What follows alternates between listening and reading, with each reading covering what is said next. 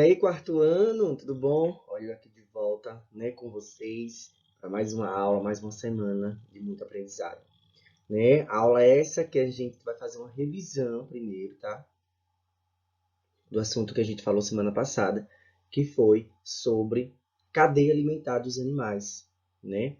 Os animais, eles vivem em um mundo em que um sempre precisa do outro para sobreviver, tá? Isso a gente chama de cadeia alimentar. Começando, né, pelo produtor, que é, digamos, as plantas, né? E aquele animal que se alimenta de planta, né? Ou seja, aquele consumidor primário. E assim sucessivamente, que eu vou mostrar para vocês daqui a pouco como é que funciona todo esse processo, certo? Então, vamos entender mais uma vez como é que funciona essa cadeia alimentar, né? Como é que é a sobrevivência desses animais no requisito alimentação, certo? E vamos continuar, né, com esse estudo, fazer algumas atividades na nossa aula de hoje.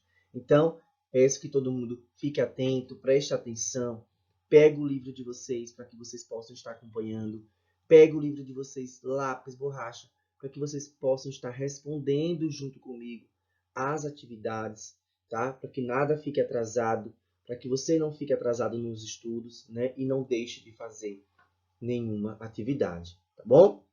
Peço essa colaboração para que tenhamos uma aula, né, de muito sucesso e um aprendizado, né, diferenciado, maravilhoso. Então, pessoal, vamos lá começar. Bem-vindos à aula de ciências. Tio Júnior está no ar.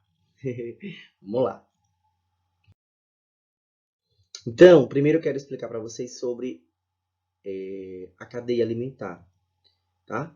Então, nós temos primeiro o produtor, tá? O produtor é as plantas, tá? Que serve de alimento para o consumidor primário. Quem é o consumidor primário aqui? O gafanhoto, que se alimenta da planta. Então, a planta precisa primeiramente do sol, né? Já o gafanhoto precisa da planta. Veja que é um precisando do outro para sobreviver. Não é isso? E quem é que precisa do gafanhoto? O consumidor secundário, que é quem? O sapo. Né? O sapo come gafanhotos. E quem é que precisa do sapo? A cobra. Né? A cobra ela come sapos. Então a cobra ela é um consumidor terciário. E o consumidor quaternário, praticamente o último, né, é o que come a cobra, que é o gavião. Nessa cadeia alimentar aí, o gavião ele é o último, né? A cobra o terceiro, o sapo o segundo e o gafanhoto o primeiro. Tá? Então é assim que funciona a cadeia alimentar, um precisando do outro. A planta precisa do sol, o gafanhoto precisa da planta, o sapo precisa do gafanhoto, a cobra precisa do sapo e o gavião precisa da cobra. Entenderam, pessoal, como é que funciona esse esquema? Bem interessante, né? Bem interessante. Então, antes que a gente chegue às nossas páginas falando sobre a cadeia alimentar de hoje, primeiro eu vou passar por esse processo aqui do Investigue e Aprenda, que eu quero muito que você faça em casa, para que você observe o resultado, para que você entenda qual é esse processo e qual a importância desse processo para o nosso meio ambiente, tá? Então, eu vou estar dando aqui todo o passo a passo e você em casa pode estar realizando, porque é um processo que dura dias, então não tem como eu estar fazendo aqui com vocês, tá? Mas vocês podem realizar e vocês de casa vão ficar observando, né, diariamente como isso está acontecendo e por que isso acontece. Então, na página 112 e 113, nós temos essa experiência aqui. O que acontece após 15 dias com parte de plantas e com materiais, como o plástico? Quando são descartados sobre o solo no ambiente? Então, Se eu jogo uma casca de uma fruta no chão, no ambiente, o que acontece com essa casca de fruta? Após 15 dias, ela começa a se decompor, ela começa a sumir. E o que acontece com o plástico? O que acontece com o pneu quando eu jogo no ambiente? É o mesmo tempo de decomposição? Esse plástico ele vai se destruir igual à casca da fruta?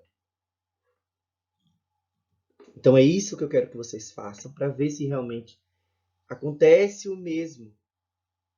Então vocês vão precisar de 3 cascas de banana, casca de 3 laranja, tá? Folhas de plantas coletadas no chão mesmo, sacola plástica, 4 garrafas plásticas, tá? Garrafas PET de refrigerante de 2 litros. Vai precisar também de terra, água, tá? E algumas coisinhas assim. Papel, fita adesiva e caneta, vocês vão precisar, tá? Só para anotar. Mas para fazer mesmo o experimento, vocês vão precisar de casca de banana, casca de laranja e folhas de plantas, tá? Sacola plástica, uma bolsa plástica do supermercado mesmo e 4 garrafas PET de refrigerante. Terra e água. Vamos ver agora o processo. Peça um adulto, tá? Peça um adulto que corte a parte superior das garrafas transparentes para obter 4 recipientes de 15 centímetros de altura cada um.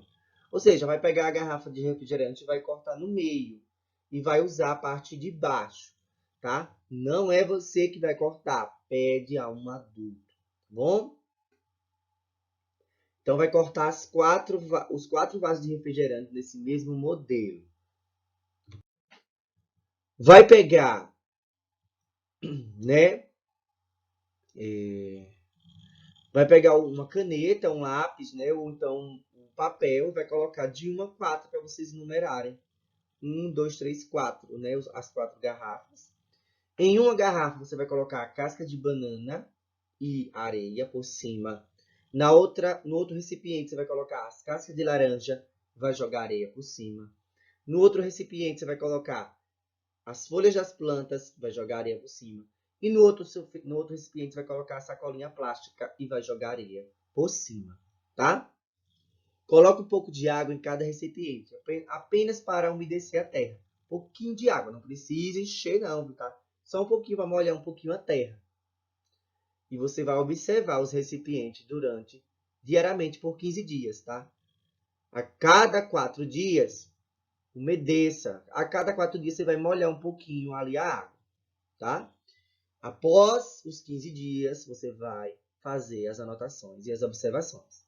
O que aconteceu com a casca de banana após 15 dias? O que aconteceu com a casca de laranja? O que aconteceu com as folhas da planta? E o que aconteceu com a sacola plástica? Após 15 dias, eles ali, né, sobre a terra. Tá? É isso que eu quero que vocês observem. Será que os 4 vão permanecer do mesmo jeito? Tá? É isso que eu quero que vocês observem.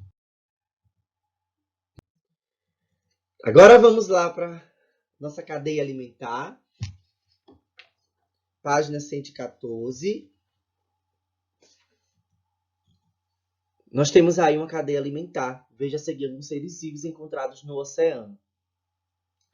Então, nós temos aí as algas, nós temos os fungos decompositores, nós temos o crio, né, que é um crustáceo, semelhante a um camarão, que se alimenta de algas. Nós temos as sardinhas, nós temos o atum, nós temos o tubarão. Então, nós temos aí diversos animais que vivem no oceano. Esses animais têm uma cadeia alimentar? Tem, sim. Tem uma cadeia alimentar. Tá?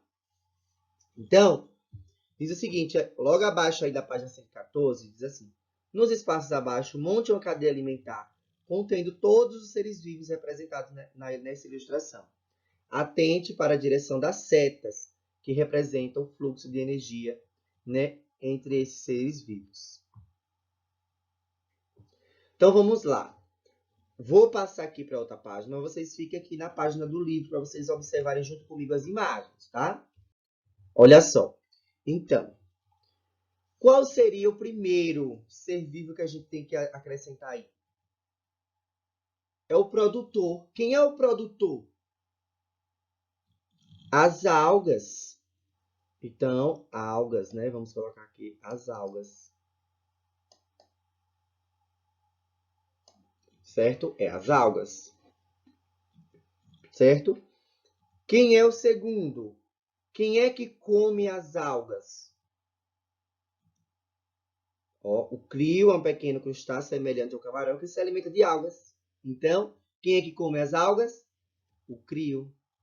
Então, aqui vai o crio.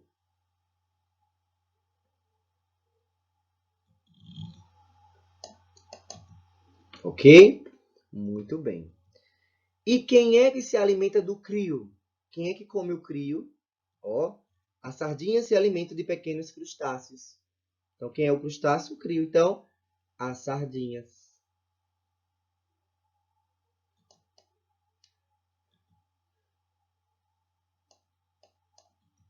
É isso? E quem é que se alimenta das sardinhas? Quem é que come as sardinhas? O atum, ó. O atum se alimenta de peixes menores. Então, aqui o atum.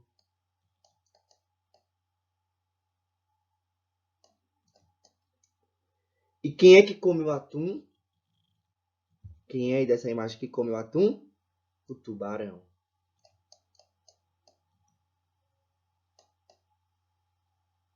O tubarão, minha gente. Não é isso? E o tubarão, ele é o último. Então, ele vai morrer. E aí, quem são os decompositores? Os fungos. Então, aqui, os fungos. Certo? Perfeito, né? Agora, escreva abaixo quem é o. Nós sabemos que o produtor são as algas. Agora, quem é o consumidor primário? Primário é o primeiro que come as águas. Então, o crio.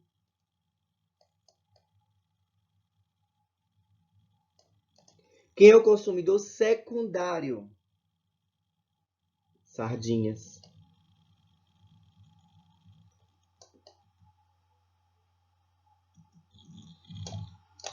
Agora vocês vão escrever quem é o consumidor terciário e quem é o consumidor quaternário. Certo? Ó, crio é o primário, sardinha secundário, terciário, terceiro e o quarto, quaternário, tá? Dá para ver já pela lógica aí, tá? Quem são eles. Ok? Avançando para a página 115, vamos observar aí. Veja a seguir parte de uma cadeia alimentar que envolve o jatobá, o macaco prego, a cutia e a jaguatirica. Então, nós temos aí, número 1, o macaco prego. O macaco prego se alimenta da polpa do fruto do jatobá e descarta sementes que ficam no interior das vargens, né? As sementes caem no solo próximo à planta, né? Próximo à planta de origem. Tá, nós temos aí o macaco prego. Segundo, nós temos aí a cutia. Se alimenta das sementes do jatobá caídas no chão e enterra algumas delas. Essas sementes enterradas podem germinar, dando origem a uma nova planta. Já a jaguatirica se alimenta principalmente de mamíferos pequenos, como a cutia. Tá? Então, nós vimos aí então, uma cadeia alimentar.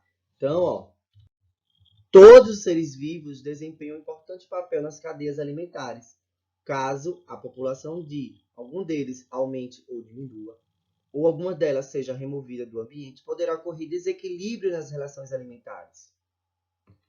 Tá?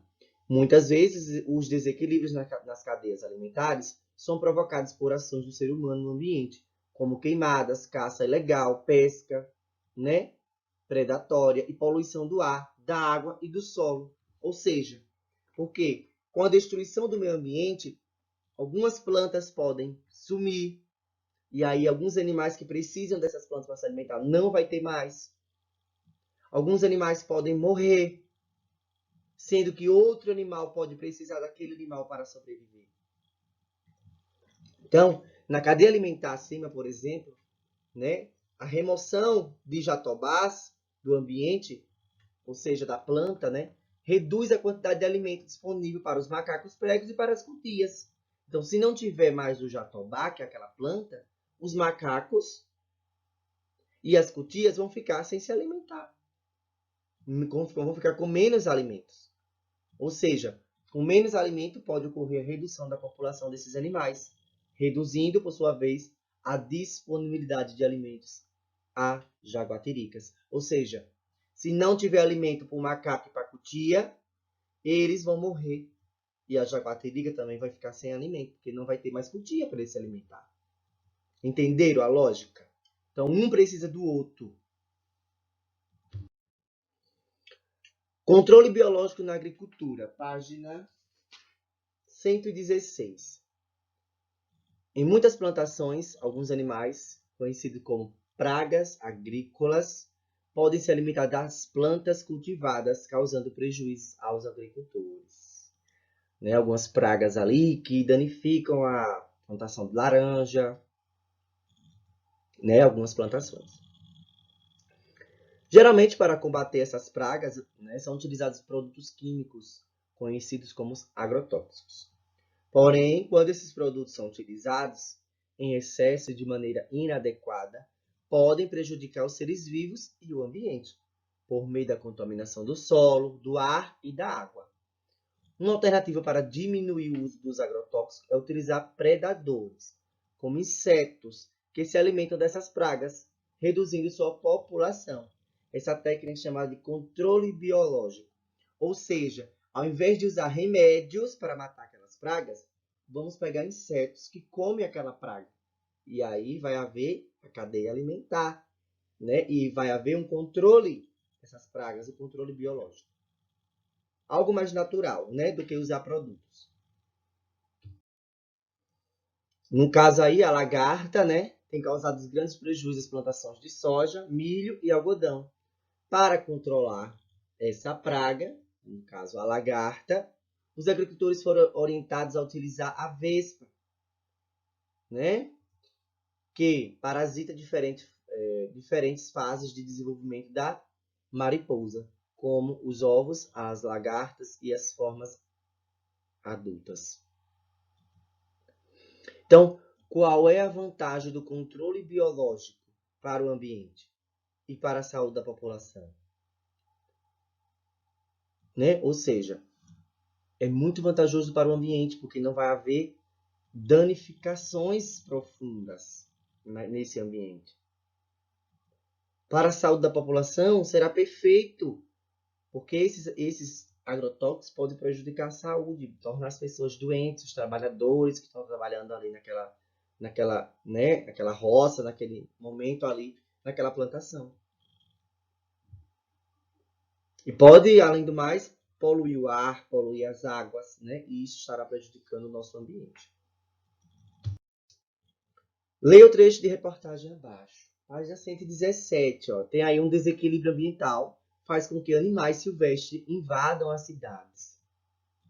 Sexta-feira, que é 19, uma sucuri de quase 4 metros foi encontrada em Belém.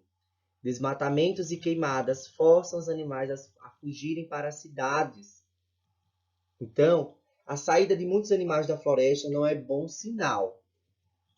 As queimadas e os desmatamentos das matas próximos aos centros urbanos acabam provocando desequilíbrio ambiental.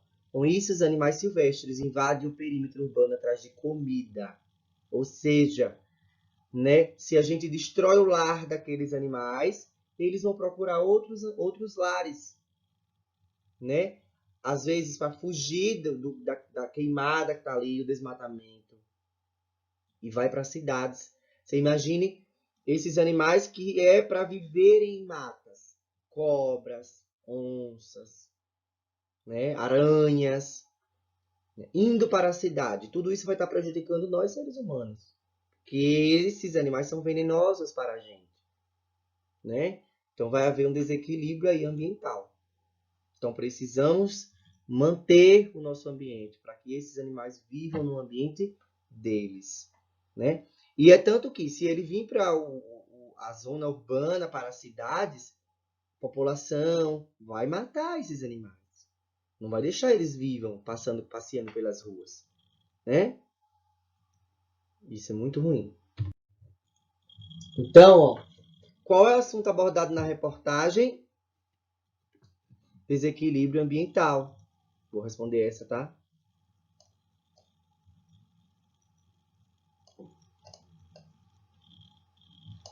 A lei me...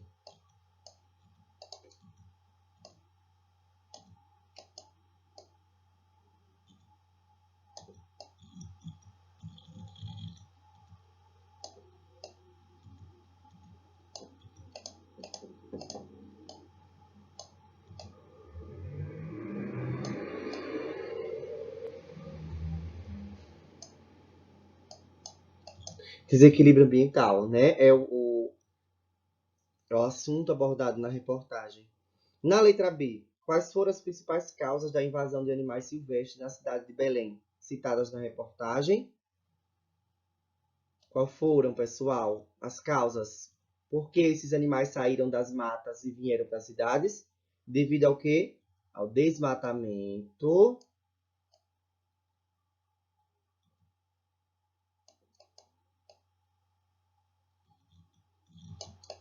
Devido ao desmatamento e às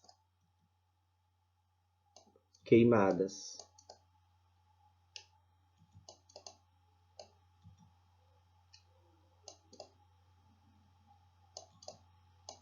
Tá? Na letra C, escreva sobre a relação entre a destruição da vegetação do ambiente e o desequilíbrio das cadeias alimentares. Tá? Agora, essa letra C eu vou deixar para que vocês respondam.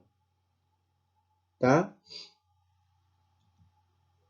O que a destruição da vegetação, né, tem a ver, né, com o desequilíbrio das cadeias alimentares? O que é que uma coisa tem a ver com a outra? O que é que vai ser de prejuízo? Tá? Vocês vão responder isso daí para mim, tá bom? Obrigado, meus amores. Façam tudo, não deixem nada sem responder, tá bom? E até a nossa próxima aula. Tchau!